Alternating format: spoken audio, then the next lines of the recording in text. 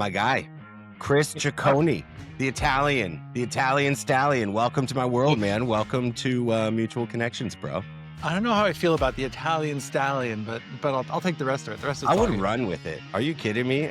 That's a great plug. Put it on a t-shirt. You kidding? Feels achy. Feels It achy. doesn't, I mean, it is an overused Italian Right. expression. Feels It like the is. go-to. It feels like it lacks context. It doesn't. I don't Yeah. know. Well, look, that's what we're here for, to hashtag connect beyond the post. And so perhaps we will provide that context in why my guy, Chris Cicconi, is indeed the stallion that he is. Let the audience decide. We'll let You the know, audience decide, come right? on, bro. We do it for the listeners, man. What's up, bro? What you up to today, man? I mean, first of all, I would just like to say it is a rare occurrence. I get invited onto a show like this where wait, let me finish. Where the host, also named Chris, excellent name, also has a wonderful beard. Two for two, Man, man. Right? Right? Meant to bro, be. if I lose my glasses, people don't know who's talking at any point. 100%. And the worst part is I'm blind as a bat, so I wear contact lenses. Otherwise, I'd be rocking the glasses too. See? I put them back on just so people can tell the Right. difference. I All can right. understand why it would Come be on. confusing. Just we're bridging clarity here. My guy, Chris, I've been following you for a super long time. We've shared a ton of banter in the DMs, in the comments section. You're honestly one of my favorite people on the platform. I'm not just saying that. Uh, Dude, because you're so, and I use the word, you're so disgustingly yourself. And you're so like disgustingly opinionated, and it just so happens that I share a lot of those same disgusting opinions that you have. And so I'm really stoked to get down. And this is our first time formally meeting. Great to meet you, Chris. Yeah. I'm Chris. This is great. No better way to do it than on camera, right? Like Yeah, right? record it. Just like, no, go big or go home. But no, dude, I love your content. I love what you're doing. And I just had to get that out of the way. So, I appreciate that. I think, the way I look at it, and I appreciate you saying that it's, I am authentic. That is my whole thing. yeah. I treat LinkedIn like it's my journal, right? Like I'll make that post, I'll put that in the book, I'll tuck it under my pillow at night. Like that's how I approach it. So it's just me. It's what I see, it's what I think. I've been told before, oh, put a spin on it, make sure it fits in the box, provide content for your ICP, whatever. I'm Don't like, do that. nah, I have too much fun doing this. And the thing is, to your point, like, then I run into people who I see really eye to eye with, and the content resonates with them. And it's never going to be the biggest audience because there's also going to be the people on the other side that are like, no, this dude's full of poop. Yeah. And I wasn't sure how much swearing we could do No, on you here. can swear. It's free game. Yeah. Shit. So, There you like, go. there you go, full shit. But like, it's cool because like I don't want to be friends with them anyway, right? I'll pick up the cool kids who share Yeah. their opinions with me. No, dude, I love it so much. And in fact, I jotted down a couple. So you do this kind of recurring series that I love because is it a call out? Yeah, it's 100% a call out on really rubbish opinions that we see other whatever influencers or people on the platform post. Here's some of the latest ones, but to be fair, they're getting better and better because you're getting more and more ruthless with your opinions. So I put down my favorite four and we can just kind of shell into it. So the latest one was the not leaving voice messages on cold calls. And look, like you don't tear them apart, but you for sure, you let them know like this is a terrible opinion. So The thing I like that one specifically is because like I've literally been cold calling for 15 years. Like just yeah, about every role I have ever been in has involved some sort of pipeline generation, whether it was leading people, whether it was like an individual contributor. So like I can tell you for a fact that this works for me. And like yeah, your ICP, your personas, who you're talking to, all that stuff, sure. But like, why would you not give yourself every opportunity? Why would you not do that? So you know what? right? My pet peeve is when people go out there and like they give folks, and I always assume it's a junior person watching this video. Like that's the shoes I try to put myself in. I see that. I see that as an easy out. I don't have to Yeah. leave voicemails. This dude on TikTok told me not to, so screw it. Like, nah, you got to try. You got to give it a go. If it doesn't work, it doesn't work. Cool. But like, how can you just say, don't leave voicemails? That's a waste of time. Like generalized advice always sucks. Yeah. Always. Bro, that's one where immediately I was like, this guy gets it. And look, this is mutual connections. We don't talk about work. Like, that's not the intent. It's just for like two dudes to get to hang out. However, I know you and I know that you're a GTM killer and I know that you do spit out valuable sales content along the way. Yeah, bro. Wipe that dust off the shoulder, baby. So I just want to pick your brain. I'd kick myself if I didn't. When you're leaving voice messages, are you detailed or like just vague enough where it's like, "Hey, Chris, this is Chris, was trying to get a hold of you, shot you an email last week, shoot me a call back." Like, I didn't mention my company name, the reason I'm calling. Like, what's your strategy on those? Like, the detailed piece doesn't even bother me as much. It's gotta be short, man. Like, I hate checking voicemails myself 90% of the time if it doesn't do, Yeah. like, a visual voicemail or voicemail to text or whatever, They like, transcript it on the smartphone. That's a killer for me, bro. it's like, I won't listen to voicemails. It's like, it's so much work if to dial the number and a passkey and stuff, like, it's not gonna happen, but you get that short little text message of like, "Oh, Chris calling, sent you an email, did you see it?" Whatever. So I'll try and point them in the direction of an email. My other logic is like you're building familiarity. I'm a multi-channel, like, that's my go-to. So I see your face on LinkedIn because of your stupid profile picture. I hear your voice in a voicemail. I see the email that you send. Like, I'm seeing your name everywhere. Now Yeah. it's like, Chris, I feel like I know him. Where have I seen Chris before? And then you start to put two and two together. So That's how like, you warm it up, that's man. it. That's I'm how not you expecting warm him it to call me up. back. I don't expect it. I don't even tell them to. Normally, to try and differentiate myself, I'll actually straight up say, like, don't bother calling me back. Me too. Send you an email. Go reply to that email. Yeah, bro. Gosh, I love that. Real quick, and I just thought of this because also I don't like listening to voice messages either. But what's your opinion on like the LinkedIn DM audio note? I so I'm gonna so be funny. I fucking hate receiving them. And I will tell you why, because 90% of the time when I'm responding to a LinkedIn DM, I'm probably like in a meeting I don't want to be in or doing something else. And I can just, Yeah. oh, what's that? Write it back. Getting them. And I'm like, shit, I have to put everything down and stop and actually listen to this. That sucks. How But selfish of the sender. that's the whole thing, right? I have to put everything down to listen to this, which means that person actually gets my full attention for the 20 seconds. And Yeah. honestly, I use videos a lot Me too. and they work. They Bro, work, it man. works so hard, dude. It worked. Bro, I be sending audio notes and they're specific, but you're right. It is 20 seconds where it's like you're gonna need to listen to this if you're going to. So put everything to the side. That's wild. And then you get a beautiful ability to respond to that because if they don't actually engage with you, a couple of days later, you go, ah, I know voice notes aren't for everybody. So here it Yeah. is in text. No, for sure, for Easy sure. call. But also, I feel like I get way more success with the video DMs and the audio notes to people who aren't like trying to pretend to be super active on LinkedIn. Mm. Like for the salespeople on LinkedIn who are utilizing that strategy, they're probably a little bit more watered down from that. But if you're sending it to some like, I work in AR, so some like 60-year-old, she's not on the platform, but she checks her LinkedIn occasionally, 200 followers, whatever, then you get that, "Whoa, this was actually really creative. Thank you for sending something other than just words." You're like, come on." 1000%.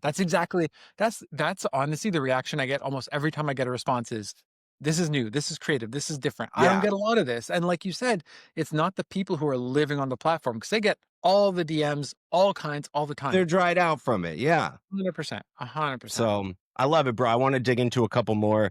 Yeah, One of yeah, my yeah. favorite ones, maybe last week that you posted was the "How Not to Be a Good Father" post. I don't wanna call out I forget the guy's name anyways, but Andy Elliott. So, I have a there we rule. go. I have a rule around calling people out because I very rarely will use people's names if it's a You don't LinkedIn tag post. them. I mean, Um, they're clear as day in your video, and so you can do the research, but so, yeah, talk to me about how not to be a good father. well, so just to finish that thought for like, if you are a super successful guru coach, whatever the hell you want to be, and you make a bunch of money, I have no problem calling you out because like, who cares? You're Like, already winning. Come dry on. your tears with cash. Like, I don't care. Yeah. And they don't care either. But it's like, the notion of and this is Andy Elliott's whole thing is like, your kids don't even want to spend a bunch of time with you. Your kids want to spend like 15 minutes with you. Go hard for 15 minutes, and then your kids don't want to see you go back to work. Otherwise, you will never be a successful business person, is Yeah, essentially what dude. he's saying. It That's a is so, wild take. so aggressive.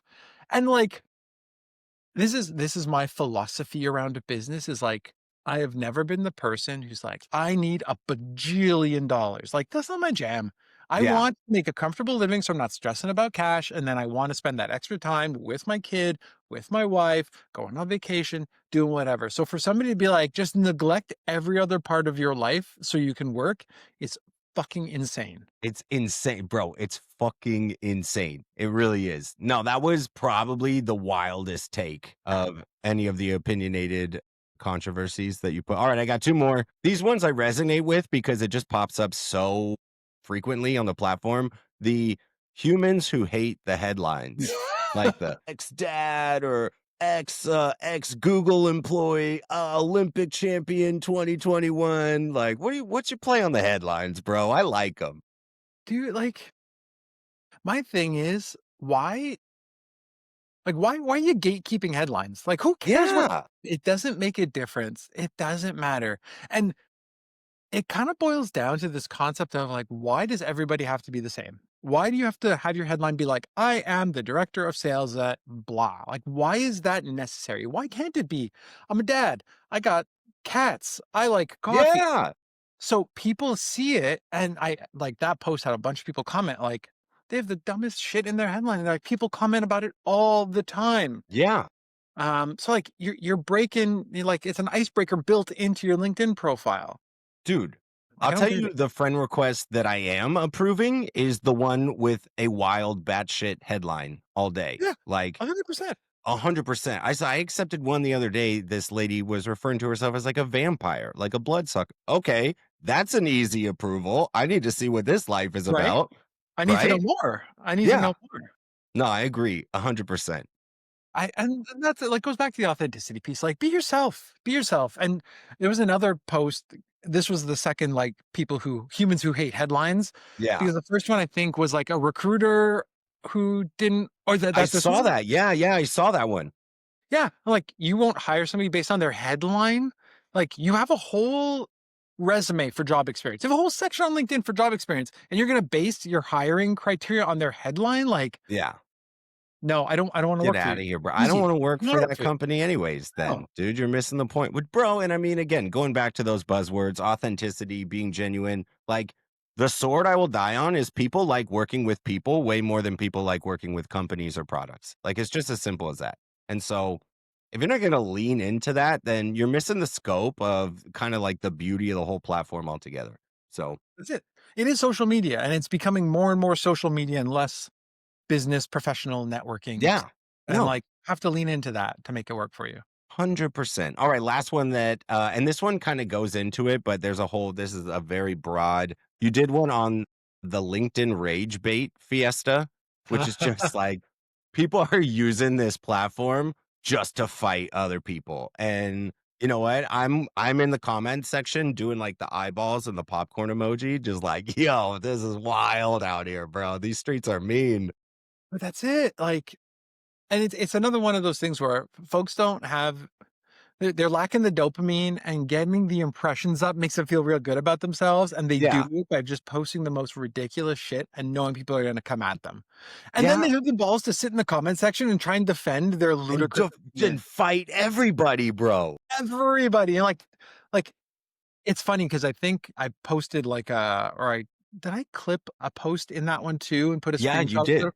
It had like 800 comments, and every single one of them was ripping the dude a new asshole. And you're Yeah. like, at a certain point, get with it. You have an unpopular opinion that maybe that should have stayed in your drafts. No, for sure. But when he exits that individual post and he looks at his impressions for the week, he's going, "Look, I had a hell of a week out here." You know what I mean? Yeah, 100%. That's it. So like that's why I can't get over that where people go out of their way to like, I'm gonna be a jerk off today. Let's see how many people like Yeah. piss off on the internet. Like, good for you, man. Good for Come you. on, bro. Come on. I wanted to ask, do you so you're fat on LinkedIn and I want to get into the origin stories of you on LinkedIn to begin with, but do you multi-thread socials right now? Can people find you other places or is it really just LI?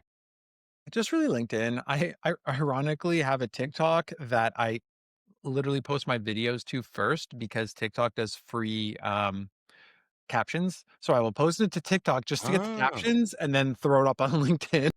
that's clever. People told me to post with captions because not everybody reads or not everybody watches with volume and all that. I'm like, that's great. And trying to find a good captioning software that doesn't cost a bunch of money. I'm like, Yeah. no. And then somebody suggested just post it on TikTok and then download it. It's like, oh, I like free. Big on That's free. not a bad idea. I won't lie to you. This platform that we're in right now, Riverside, they have a free version, and that's how I started doing my captions to begin with. There you go. Easy to edit. It's just pain in the butt because I got to upload the video, then export the video, and then now it's just like so data storage maintenance sucks. But Oh, yeah. um, I have 3 versions of everything, like that's the what I mean. Yeah, that's what I rough, mean. clean, with captions. So I have to go back in every once in a Exactly. while and clean it all out. So nowhere else right now. I would love to do more social stuff. It just like it doesn't really pay the bills. So Yeah. it's kind of a just a good time that I have and I fit it in when I can. No, for sure. I will say I'm on the other side of that unpopular opinion. So I was always heavy on Instagram. I created a business Instagram account. And now, like, I've got more followers on Instagram than I do on LinkedIn. And I've seen some like business opportunities stem from that. I'm new to TikTok and that place is muddy, man. Some of those guys are mean. That's a different demographic than I'm used to, bro. They're, When I get a notification that I have a comment on my like a TikTok video I posted, I'm like, I don't even want to look at it. I I don't don't know, even want to know. brace yourself, dude. Good chance it's not gonna be nice. Like, there is some people on LinkedIn, the whole fucking world is on TikTok, Yes. and so you're playing that's a different stadium that you are I agree. presenting to, dude, And I think you nailed it with the Instagram stuff though, because again, you look at demographic, right? And like what audience are you trying to get in front of? And like LinkedIn comes first for a lot of people because that's where the business folks are and all that. But then you go where after that? Like, yeah, you're probably leaning more towards the Instagrams of the world than the TikToks. And what for sure. I'm curious to see too is when brands like B2C brands are going to figure that out as well. When like the high end golf company, well, you can post on TikTok, but or like have creators do brand partnerships on TikTok, but like maybe LinkedIn makes more sense. Maybe that's where you're going to get in front of I the don't know why CEOs, they're not all there, that, dude. right? Like, I follow the Red Bull page. I don't see them posting the same fire that they put on TikTok and Insta, dude. Like, bring some extreme sports to this platform. Let's drink a little energy and get it going, bro. Give me wings. Different audience, but people still do those things, right? Like that's so it's interesting. I'm curious to see how that plays out. No, for sure. I'm having fun so far, and I think that that's just what it's all about, man. Is that if you Absolutely. cross a threshold where you're just comfortable with putting yourself out there, and then, dude, I just keep slapping it out, so it's fun. That's the biggest thing. People have to get over that hump, and it's same thing when it's like video messages and like, "I'm not comfortable doing it." Just do it. Do Just it do enough. it. Do it to the point where that's just what you're used to, and That's then who you don't you even are now. hesitate. You don't even hesitate, right? You just pick it up, you hit play, and you go. Yeah. Bro, you bang out 25, I promise that, like, shyness, it just goes away. Just goes away hands down, dude. I Yeah. agree. No retakes. You just do it Yeah, unless you no retakes, completely shit the bed, just all the next one. the likes, the stumbling over your words, and to be fair, that's what humanizes like, that's what's gonna get somebody's attention. Because if you go in all robotic, then, dude, you might as well just send me a cold email. Exactly. Yeah. So, bro, see, that's why I vibe with you, dog. I'm Right so on. stoked to chat with you. Here's what I really want to know about is, bro, talk to me about ARC, homie. I first of all, it was in my pre-show research. I didn't even know that you were doing that. ARC Roasters, for everybody who's listening, just like, dude, it's a straight, really cool brand coffee company. I saw this monster like grinder that you were pouring beans into. Is that like at your house? Do you have a warehouse? Like, dude, I talk to me about the coffee, dude. wish we were that cool. I wish we were that cool. We're not quite there yet. But so long story short, it was actually around this time last year. My cousin's husband is really into coffee. So am I.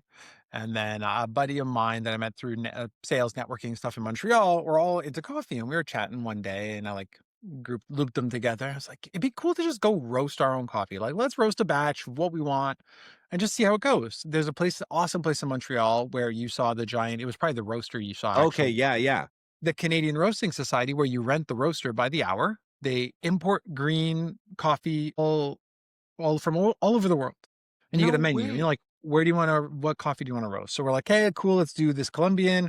currently drinking our Ethiopian, Brazil, whatever. And then you've got the machines. You can roast light, medium, dark, whatever you want.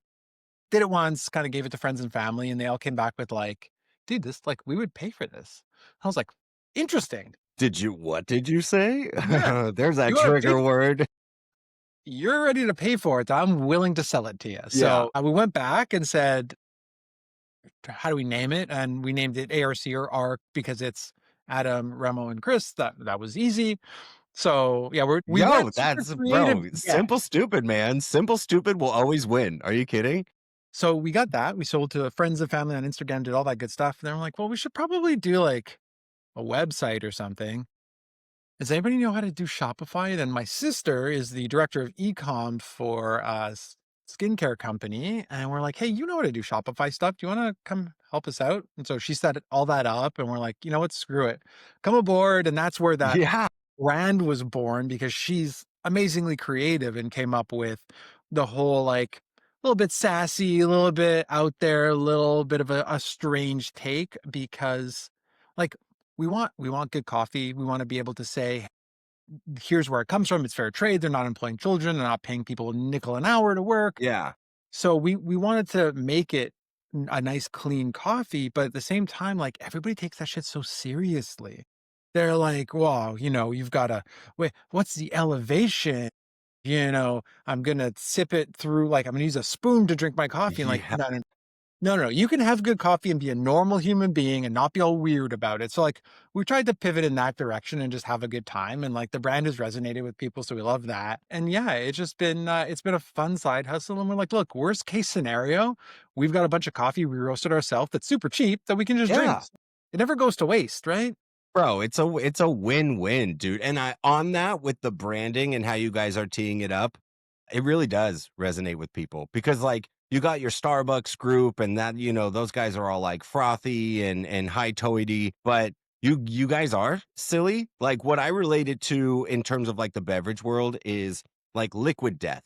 Yep. Like at the end of the day, they're selling water. Like Yeah. how many different brand avenues can you take with water? But apparently there's a shit ton. And they had this pocket that was like, well, let's make the can look like you're drinking an IPA or something. And it is monster. And so I think that's what kind of stuck out the most about what you guys are doing at ARC because it's like, dude, it's different, it's funny, it's silly. And at the end of the day, if the product kicks ass, come on. Because all you need, right, is somebody to pick that up off the shelf once and try it and then go, I love this. And when you're staring at water, what? It's a bunch of white bottles with clear liquid inside. Like, Yeah, stands out. A can with a skull on it. That's different than everything else, right? And it's 100%, bro. what we were thinking from a coffee perspective. All the bags are dark and they're kind of like very clean and crisp and like straight lines and things. And like we've got a coffee cup that's tipped over with its like eyes X'd out, or we had Yeah, the drip for drip machines. And we're like, well, let's put drip on our cup of coffee. And now it's got, grills and shit. So like you see it on a shelf and you go, that's cool. I want to pick this up. And then you do when you try it, like you said, product is good. So you go, hey, I want to come back for more of that. for sure.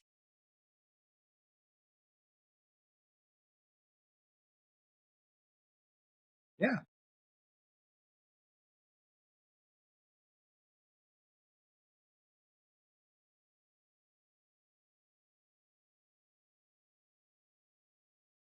Yeah. Yeah. Yeah. Yeah. No, they just happen to have coffee. So Parakeet, yeah, it was a funny story because I was on their podcast with, Cynthia, just Yeah, shooting the shit about, go to market stuff. They do cold emails principally. But I was perusing their website at one point and they have a little store, and I'm like, "Let me check out your store." Like, "Hey, you guys have coffee on your store?" Like, that's probably not good coffee, so and the thing we had done in the past with a couple other brands is, you give gifts to clients, you give gifts to employees, like, we can roast coffee for you, create custom labels, create a custom package. let's So go. what we had done with Orem actually is we had provided like custom label, threw a sticker in there, threw a discount code in there. So like you get awesome coffee, it's something unique. Just about everybody drinks coffee. So we got to do something like that. So I was chatting with the Parakeet folk being like, you got this on your website, but like, why don't you let me do it right instead? Yeah. Bro, you legit just blew my mind because I 100% thought that Parakeet was a coffee company or really just like a clothing brand. Like I saw more t-shirts and like I saw a coffee mug and then obviously I didn't even know that I only hit that one page, the store, and I was like, "Oh, this is where I live now." So is that better or worse? I'm not sure. Like, hey, that's brand recognition, right? They know Yeah, I mean, who dude, a know who guy they are. I won't lie, I bought the coffee just because, I saw one of my buddies, he's a brand, partnership guy, he's like, "You should probably buy the coffee." I was like, "Oh, fuck it, I'll buy the coffee." I There drink you go. coffee. Are you kidding? I still live off a Keurig, which is, I think Keurig coffee is great, you know what I mean?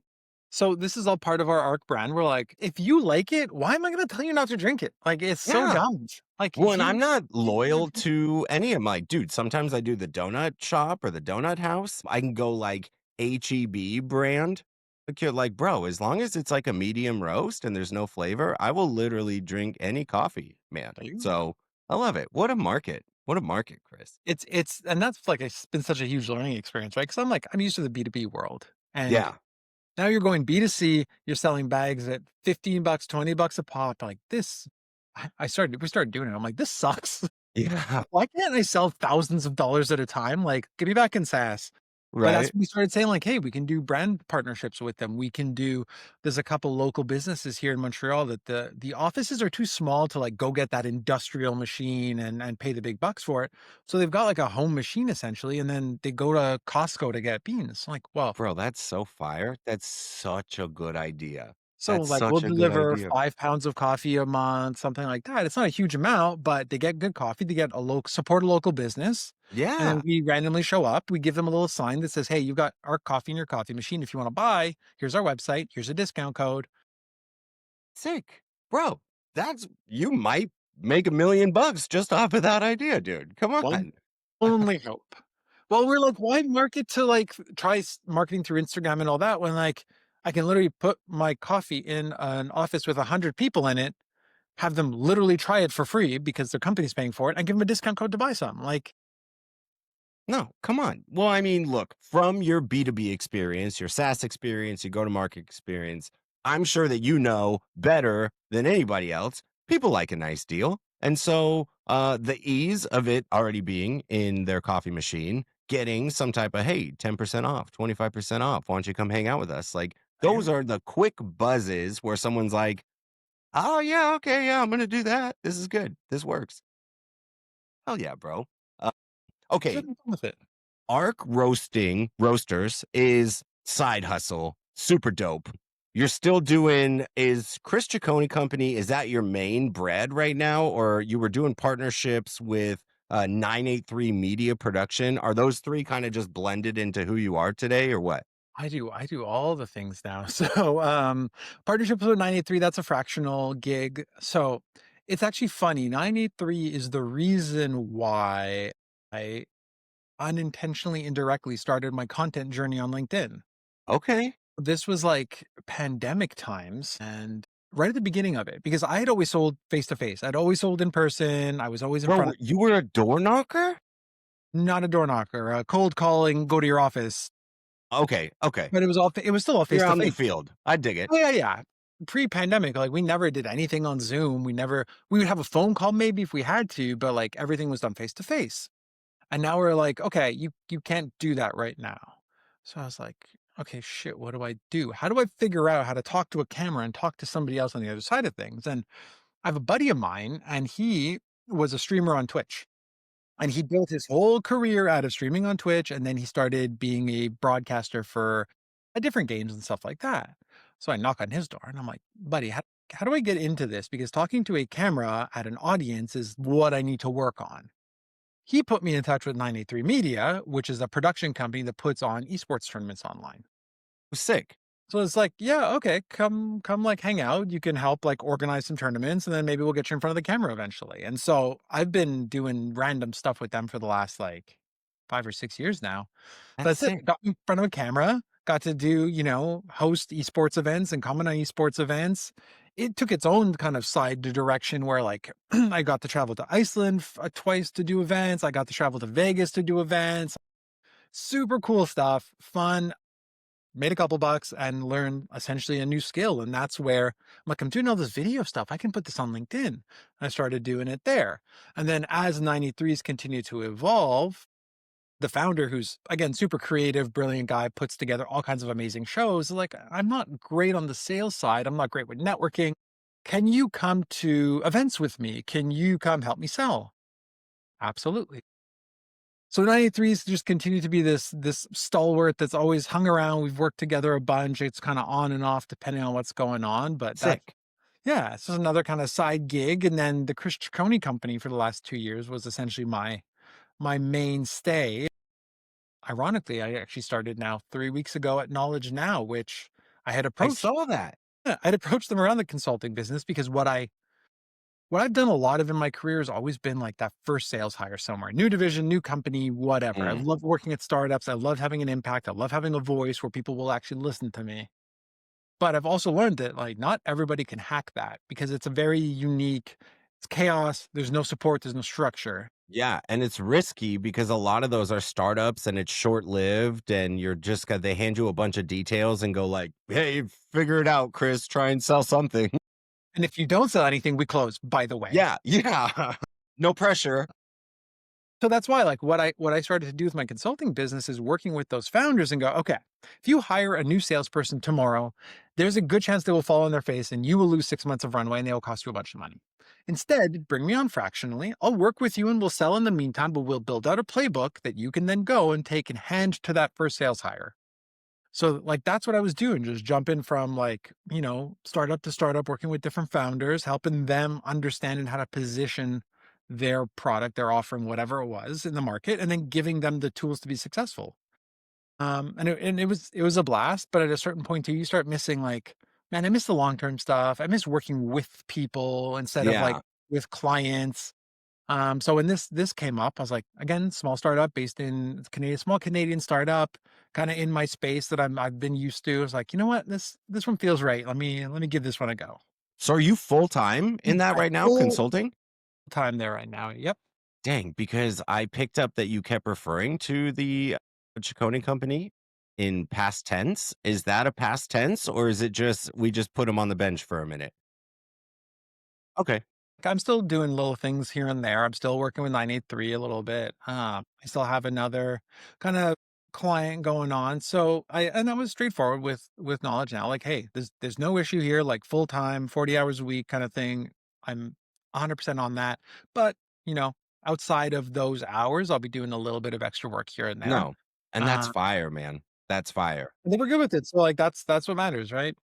I love that. I love that. That's I mean, it's kinda similar to what I'm doing. Like, I got my obviously, my 2 job, 9 to 5, work in finance, but my firm, they're just, like, so supportive of all of my shenanigans, and, like, I do my mutual connections, I do my dad good, and to be fair, like, sometimes I will be in these communities and they'll be like, "Chris, man, you work in finance?" Like, "Yeah." Like, "Why don't you ever tell people that?" I'm like, "Well, because that's not my intention of being in this community." So, but it has opened some doors of like, "Dude, I got it.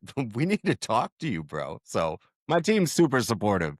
I feel that so much as well, where like I go into a different part of my little world and like that's disconnected from everything else. Like I was actually in Vegas with 93 putting on an event and we were chatting and something came up about coffee and I was like, yeah, I have a coffee company. And they're like, what are you talking about? Like, you've been working with us for 5 years and we've had no idea this is a thing. I was like, well, yeah, Yeah. I work with you in this space and my coffee thing's over here. And I should probably do a better job of intermingling it all. But like, I'm just, I don't know.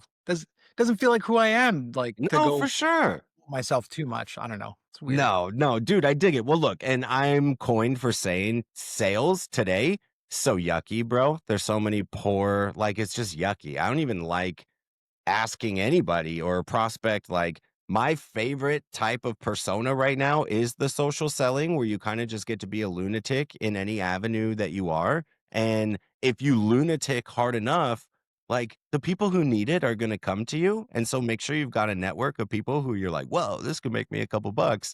But yeah, man, selling's yucky. So intermixing those different kind of like side verticals, that's the way of the world, baby, for sure. And that, like, I'm also such a big proponent of you become a part of these communities because you come to me for something and like that's not what I do, but hey, I know somebody who does it and you put them in, right? Like all you're doing is you're making those connections, right? Mutual connections, Let's go. and you're helping everybody out. And when you put good mojo out there, like it's gonna come back around, right? And somebody else And will refer you tenfold, bro. somebody. Exactly. So like that's why I'm big to let's chat. If it turns into nothing, it turns into nothing. If I can help you out, I'm gonna help you out. If I can't, I can't. Like it is what it is. But when you put it out there, it comes back around. No, it 100% does, dude. I love that, man. I should probably bring up in some of my other communities more often, like, hey, I wear a suit sometimes and I have to do real work. We'll see. We'll see how it goes. Let me see. I got a bunch of your past life in here. Okay. Here's one I have to bring up. Obviously, you're a man of Montreal. I don't know how affixed you are to baseball or the World Series or the Blue Jays, but I'd be remiss if I didn't ask if you caught what could have been the greatest World series that I've ever seen in my whole life. I will have to say that it was.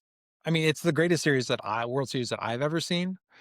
Um, it's funny being in Montreal because, first of all, like 90% of the time, I'm probably wearing an Expos hat, which I'm not wearing right now. But Yeah. Oh, yeah. Well, you got a Maple Leafs hat also that I've seen around too, right? not a Maple Leafs hat. That's actually a Blue Jays hat. It's just got the Canadian. It's just got the all right. All right. Dang, it is a Blue Jays hat. All right.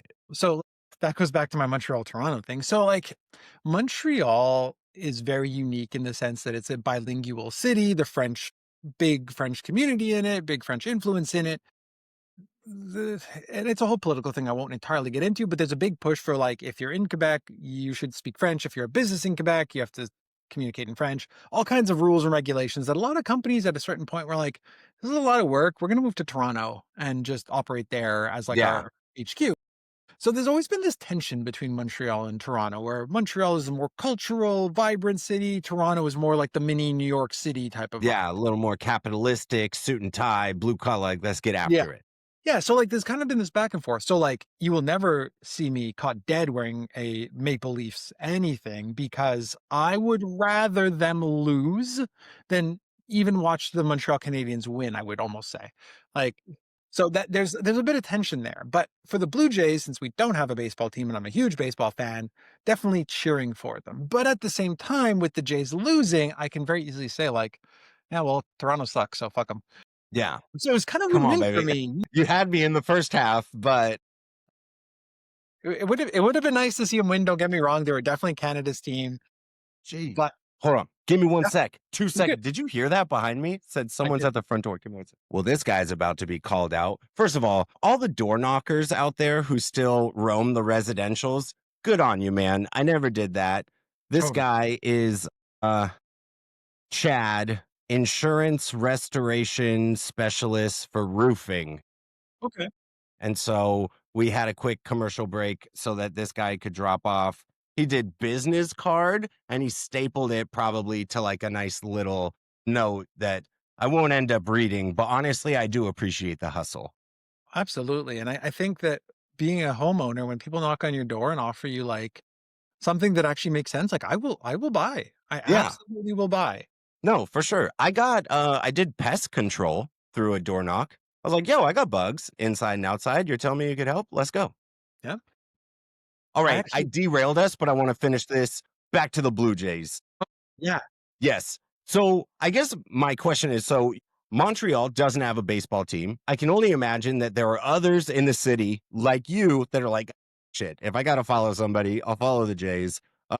What was the temperature of the city the day after? Like, what's the chatter you saw? I think it was very much little pockets that were kind of upset because you don't have that same overarching like love of baseball in general. Otherwise, the Expos would still be here or the Blue Jays. So I think you had a lot of like that bandwagon kind of. Oh, that was fun while it lasted. Too bad. Yeah. Maybe in another 5 years.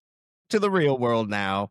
Yeah. So, Whereas I very much enjoyed the fact that I got to have some fun conversations with friends about some of the moments like I've been a baseball fan for a long time, so, like, seeing Max Scherzer dress for the Blue Jays is awesome, like, a yeah. huge fan of his, and Dude, and he when was a killer, bro. right?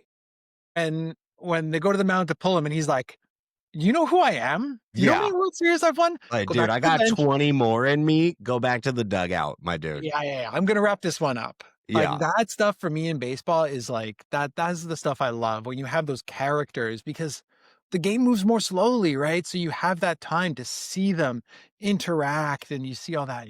This is Yeah. great stuff. Telling Schneider to get out of here. You're like, I love this. No, I love baseball. bro, I'm a lie. So I'm in Houston now, but I'm born and raised in Los Angeles. So, like, Mm. I have literally bled blue my entire life. And I say that to say, bro, Jay's pretty good team, dude. Like, I'm not gonna go as far to that, oh, the better team didn't win. It could, like, it could be a thought. I would validate that. But dang, bro. Here's my thought on that conversation. If you take the two teams and you put them on paper, Dodgers better team, straight up, in my I opinion. mean, like, statistic wise, looking at the numbers Yeah, or like if you yeah, compare position by position, player by player, like the Dodgers are winning more of those than the Jays. I think the Jays were playing better in the sense of they were playing above where they should have been, and I think the Dodgers were who they were. So like bro. in the sense of like playing better, Jays were playing better compared to their baseline. Yeah. Like that's what allowed them to compete with the Dodgers, who were already like up here, you know? Like, obviously, the last series against the Yankees, pretty much by game 2, I'm pretty sure the whole Dodger fan base was like, "Bro, this about to be a blowout. Let's get it." There was not a single one of us Dodger fans watching all 7 games feeling confident at all, like, at all. And in fact, like, in most of those games, even the last 2 that we won, bro, the Jays were a better team in that game, dog. Like they could have beat us 3 times, and just cosmic energy, and I will call it the Tommy Lasorda energy for my D fans, but bro, nobody was safe. No, but the one thing I will say is like that's also the pedigree of a team like the Dodgers who can go and hit clutch home runs and hit Yeah, like take advantage of those little things. Whereas the Jays were on the side of like, they had some vets on the team, but like younger guys, silly base running mistakes that like really cost them, things like that. So like yeah. when you're that close and those tiny little It's things the swing one tiny direction, details, dude. You're so right. You're so right.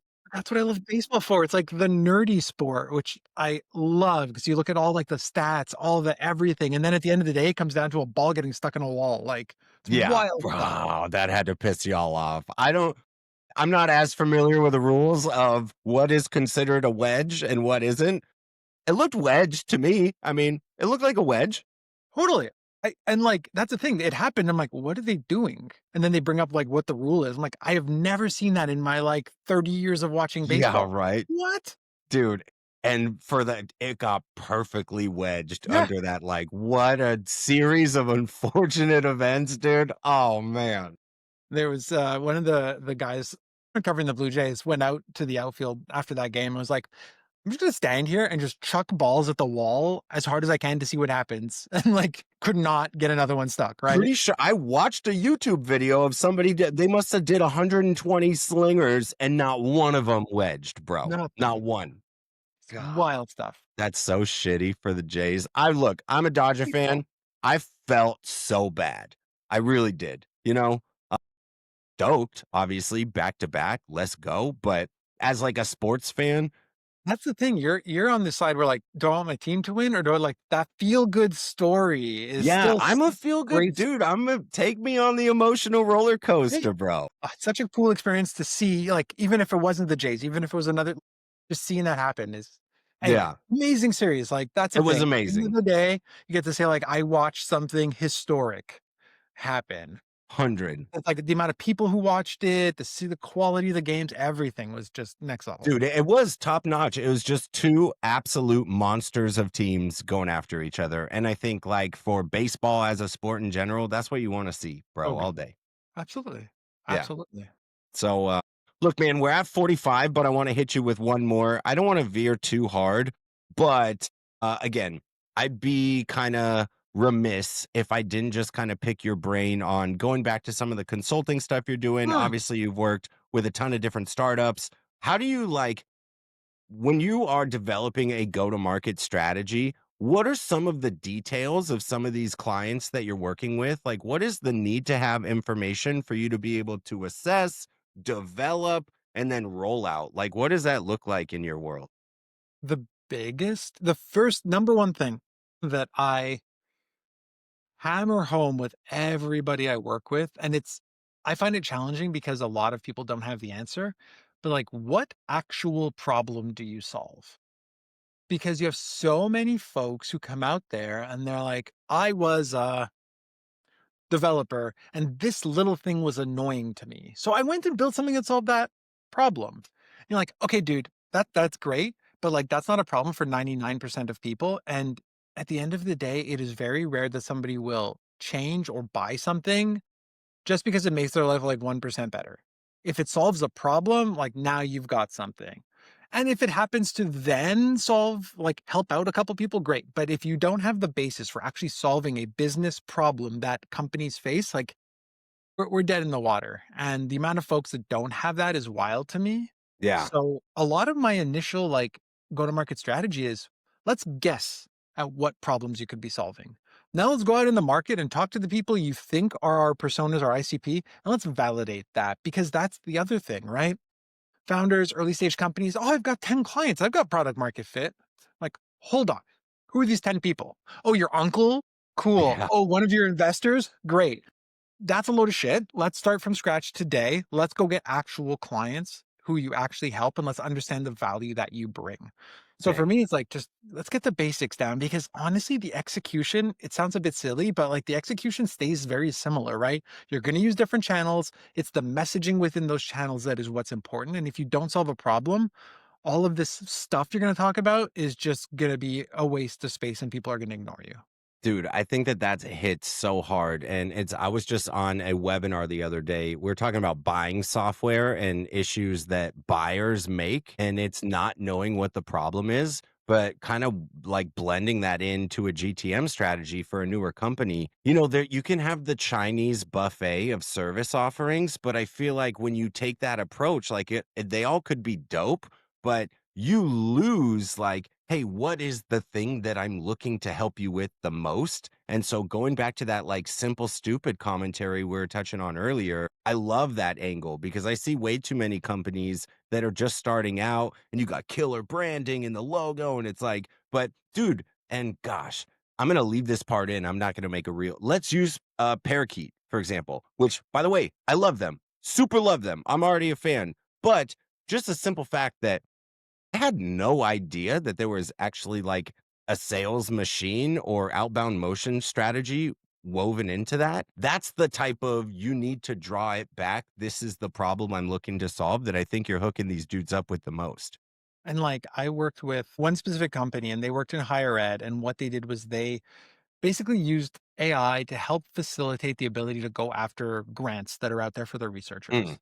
And it was cool. I got to work with them. And honestly, I got paid very well for doing very little because they're like, here's the problem. These companies, this department, this person has a bunch of admins who manually go through to find grants and try and line them up with their people. So if you call and you tell them, hey, when I talk to directors of research development, they tell me that their team spends way too much time doing bullshit admin stuff instead of supporting their staff. And that's the problem. Literally, I could if I spoke to 5 people in a day, I would book 4 meetings just because wow. they were Because they so had it honed in on zeroed in, exactly what the locked problem in. was. Yeah. Bro, it's that like I say it's that simple, but and I'm sure you can speak to this. Sometimes finding the problem that is your primary, this is my result. Is that shit hard sometimes with some of the companies just because you have the Chinese menu? It's hard for 2 reasons. One, because n I also don't live in that space necessarily, so I'm like, "I can't tell you what this is. I can tell you that you have 47 different options, and one of them might be good, but, like, we have to wade through all of these." The other problem I find a lot of early stage companies and founders fall into the trap of is, you got your Chinese buffet, I don't wanna take anything off the menu because that's lost opportunity at revenue. Mhm. But, like, it's understanding the cost of acquisition. If I get 10 different deals with 10 different offerings, that costs me a bunch of money to put into place and productize and scale and build Yeah. process and all that. Versus instead of selling 10 of that, 10 different things, if you sold 5 of one thing, revenue-wise, you'd probably be similar, profit-wise, you'd probably be in better shape, like, Yeah. the thing, and then over time, take those 5 people and then start offering them other pieces of the Like buffet. Now expansive stuff. Yeah. Yeah. you know their business, so instead of offering them 20 things, they bought 1, now you can offer them 2 or 3 complementary things because you understand their business. Hmm.